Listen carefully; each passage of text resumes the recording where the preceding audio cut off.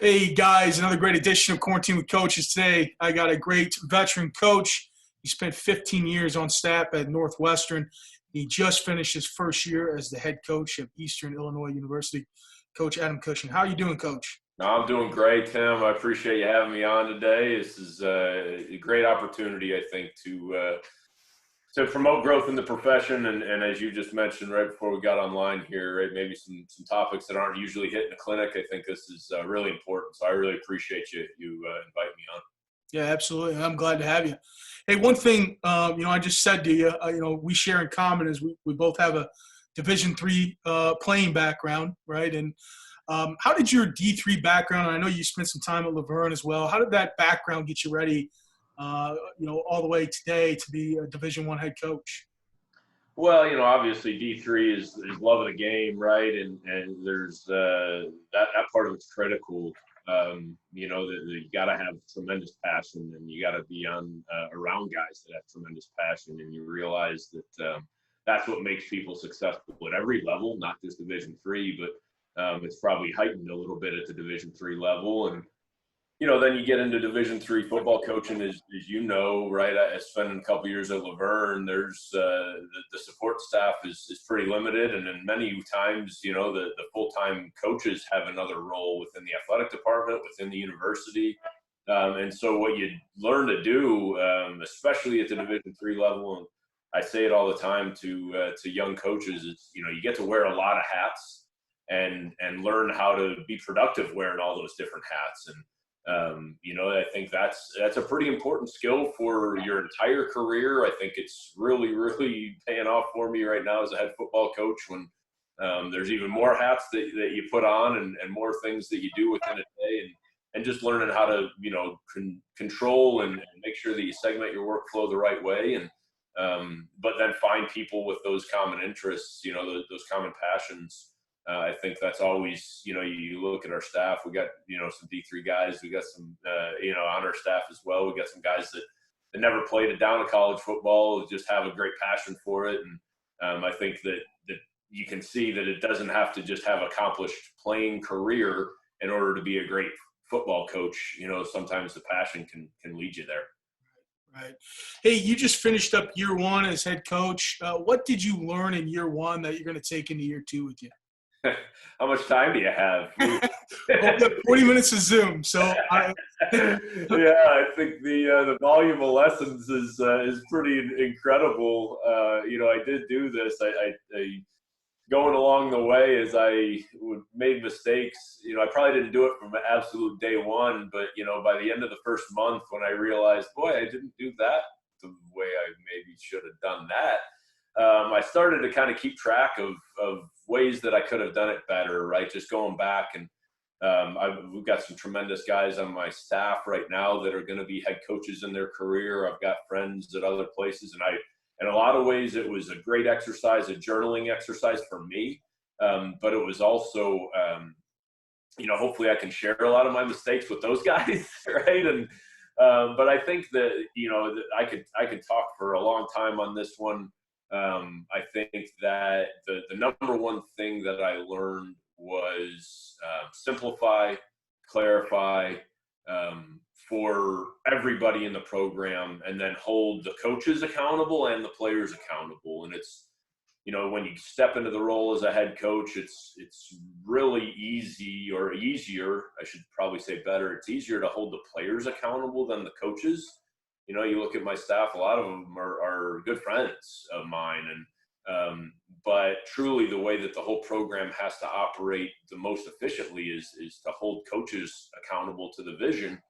But the vision has to be really clear and really simple, right? If the vision is complicated, it's hard for anyone to hit a moving target, right? So I think that's what probably the largest mistake I made was I came from this unbelievable culture at Northwestern, led by two of the best human beings I've ever been around, between Randy Walker and Pat Fitzgerald. And then you throw in the athletic director, Jim Phillips, there. And I mean, the culture is absolutely phenomenal.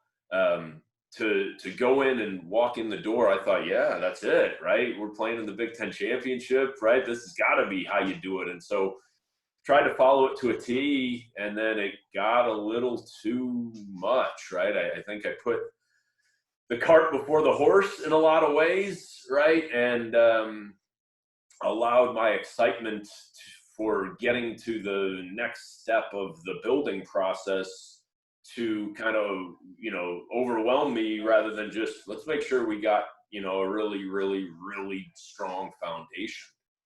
And how do you have a strong foundation? You simplify, right? And so as throughout the first season, those are the biggest mistakes I made as we went through. And, if you, I don't love saying it out loud, but you can't run from it, right? We didn't have a great record. 1-11 is no fun to be. And then 1-11, especially as a head coach, is no fun to be, because you feel it's all your fault, right? So, so some of that is I was searching, right? And so then it was, all right, let's try this, and then let's try that. And that ain't going to work, because now you're moving the target on the players. Let's just be as consistent as humanly possible for the players, knowing that works. I mean, I've been around it. I've seen it work. I've seen it as a player at a high school and college level. I've seen it a bunch of different coaches throughout my career. It works, but I wasn't clear enough. It wasn't simple enough. And at the end of the first year, I had our players and our staff fill out a survey, just define our culture. And what was scariest was the answers were all over the place, right? And so, whoa, it really gave me an opportunity to say, what a bad job I did being simple and clear for, again, the staff and the players. And then with that being the case, I couldn't hold the coaches accountable to anything if it's not simple and clear. So literally, and I'll show it to you here, right? I've got this little, it's real complicated that I am, right? Clarity of vision and hold the coaches accountable. It's like a monitor. That's funny. Right here, right? Right. That's how great people get things done, right? That's awesome. But that reminds me every day, right? Don't stray from it. Keep it simple, and then just hold coaches and players accountable. Yeah, and my next question, you sort of just touched on how do you begin to build that culture? I mean, you sort of just said it, precise and being consistent, right? Are there some other things you've seemed to come across that are pretty valuable in this process? Yeah, I think identify what the foundation that you want is, right? And so I always had a really strong vision of wanting to run a football program, an opportunity to influence more lives, from the time my dad was my head basketball coach in grade school, and I saw him have tremendous impact and influence on young men on our team that didn't have the same nuclear family I had, right? It's just them coming there every day, the type of role model he was, and playing for Frank Lenti at Mount Carmel and the staff that he had around him. And then playing for Dick Maloney. I mean, just the people I was around really, really made me think that, man, I got an opportunity as a head coach to influence more people. And when you put your head on your pillow every night, that's a good deal. But I guess I'm saying all that, and that I always was preparing to be a head football coach. But then what happened was, it's kind of what I just said, right? I let it stray away from me because I kind of thought, well, maybe that would work, right? Or maybe no.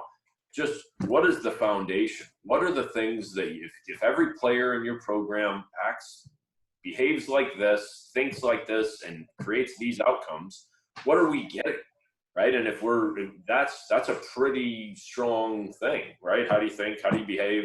What outcomes are you creating? Then you can start to build that culture.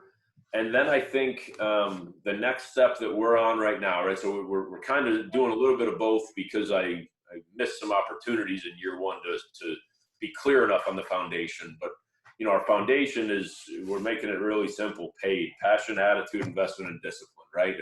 If every person in our program embodies those four things, we're going to be doing great. And let's not go past that at this point. Let's just get our foundation as strong as it can be. But as you know, a football team doesn't win with individuals. It wins with all 11 on the same sheet of music at all times. So our next step to that is creating connection, and very intentionally creating connection and spending time in every single week of doing that. And so we've gotten to be as streamlined with a process as we can is, I've got a director of football operations, Jesse Walton, who's absolutely tremendous, big picture thinker, but has also made it really simple that all of our calendars are just color coded to when are we creating connection? Are we making sure that there's time in every week that we're creating connection? Is there time that we're paying attention to coaching up the passion? All those type of things. So, but I learned a lot. I really wanted to start having my own connections at a stronger, better level. And so I had just this offseason, a senior offensive lineman and a senior defensive back. They've been in the same, not transfers. They came in, matriculated together, the whole thing. Had them over for dinner, just the two of them, not the whole senior class, just the two of those guys.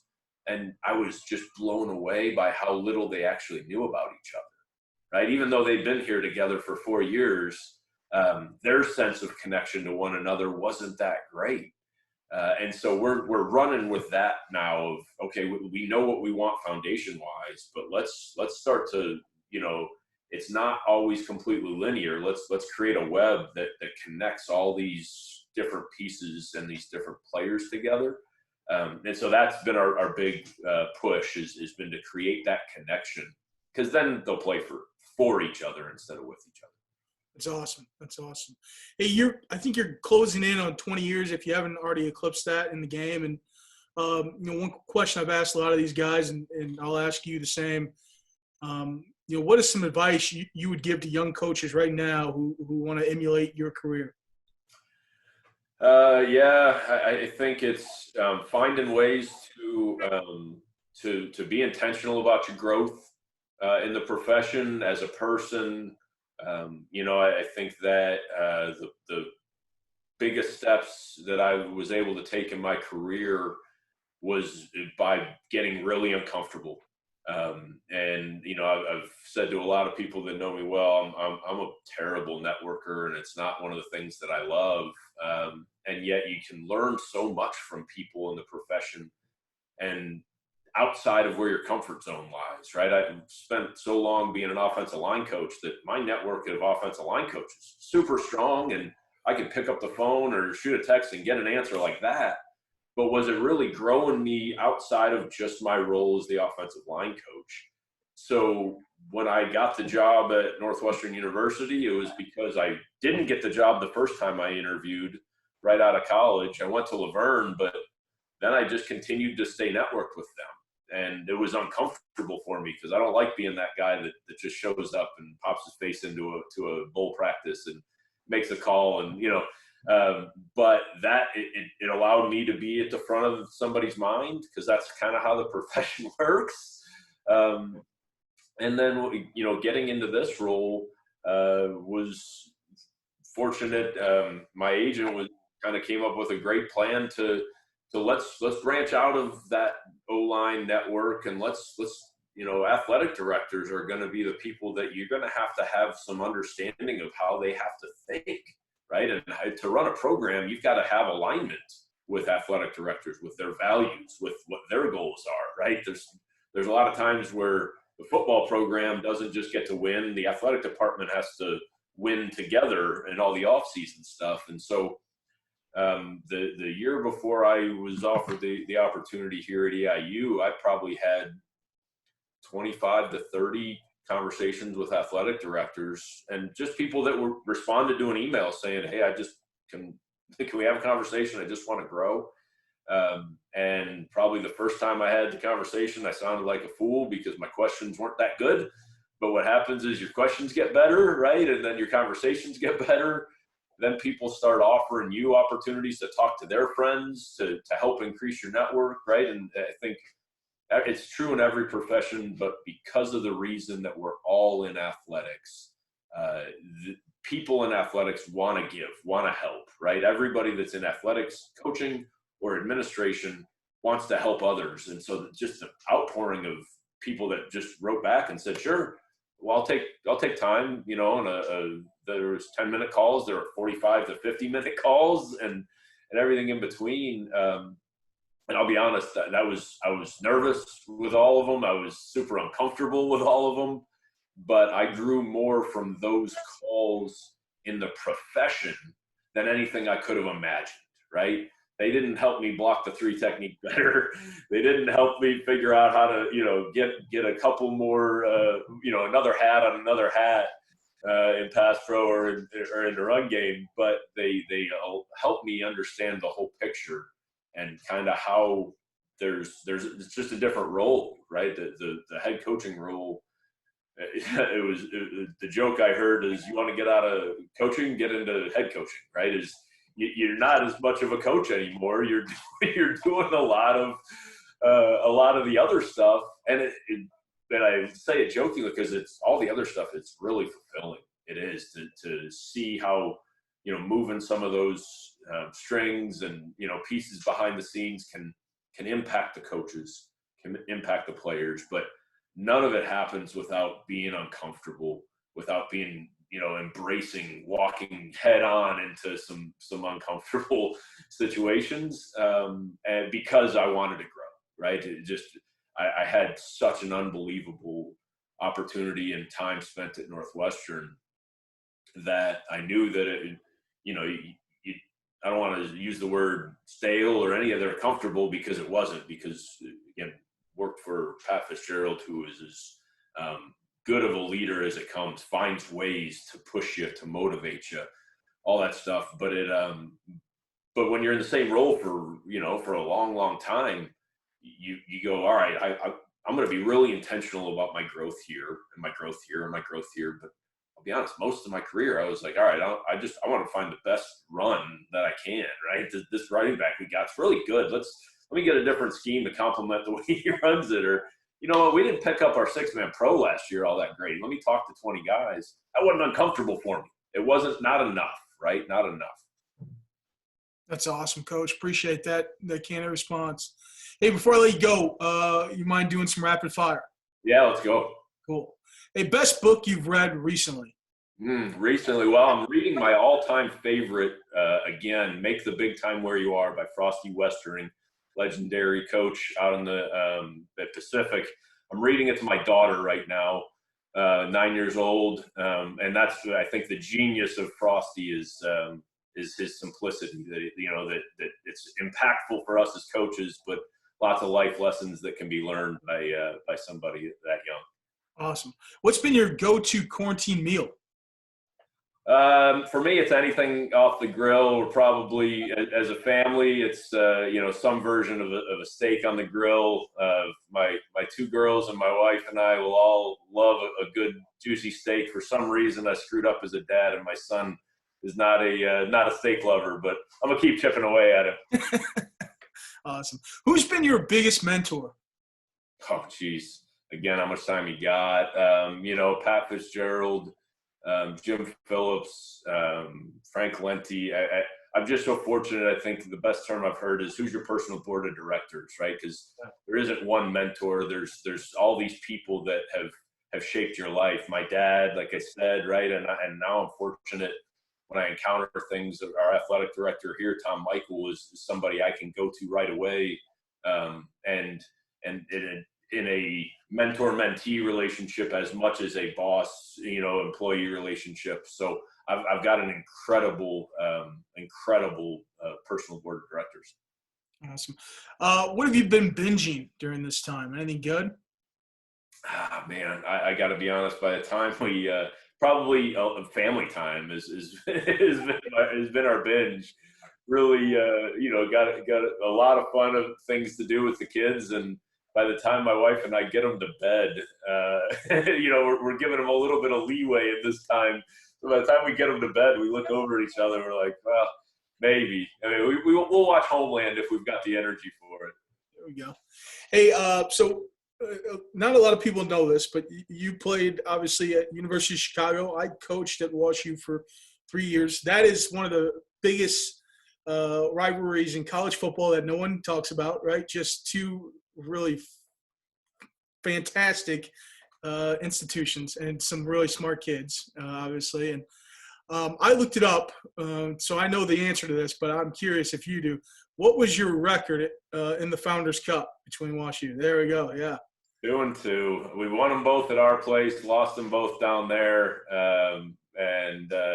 But all, I mean, great games, honestly. Awesome games. My freshman year, 12-6 maybe was the final. But we won that game, and that actually helped us seal our first UAA championship ever. So that was a pretty awesome game. Just remember being out there with the seniors. It was, they hadn't had that opportunity yet, and to take the Founders Cup off the field was pretty special. So yeah, both times we were in Hyde Park on Stagg Field, we won, and both times we had to travel down there. They were able to take it. Those are always my just most favorite games. My time at LSU. The other part, I don't talk about this much because maybe the UFC crowd wouldn't love me for it, but a lot of respect for Coach Kimbaum. Loved him, absolutely loved him as a person, and it came down to me for WashU and Chicago. Those were my final two with the recruiting process. So that was always a little extra special too to win that one because of the choice. So 2-2, I guess I would have gone fine either way, but obviously the career that I was able to have and the friendships, the teams that I played on, man, it was. You're right though. They were great games. They were physical games, man. We knew we were gonna have to buckle it up. We were gonna hit each other because we both had just that little extra motivation. Yeah, I can't promise you that WashU won't tweet that little compliment out, but my best to keep it from. Again, all the respect in the world for what Coach Kinbaum did. Honestly, his time there, it just incredible person, and one of my favorite parts about the profession was after my playing career was over, getting the chance to get to know him. At the time, Aaron Keene was my recruiting coach at WashU, and getting to know him as a person outside of the recruiting afterwards, and was pretty awesome. Honestly, great people. I think again, Chicago, absolutely phenomenal people. Still close with Dick Maloney, my head coach to this day, and guys like that coached me. Jeff Sokol's a head coach over at Rose Holman. So a lot of great connections made through that entire process. Coach, I really appreciate your time. Thank you for coming on Quarantine with Coaches. Absolutely, Tim. I really appreciate you having me, man. This is great stuff. Again, great ways for guys to grow. So have a great one, man. Go Panthers. Thank you.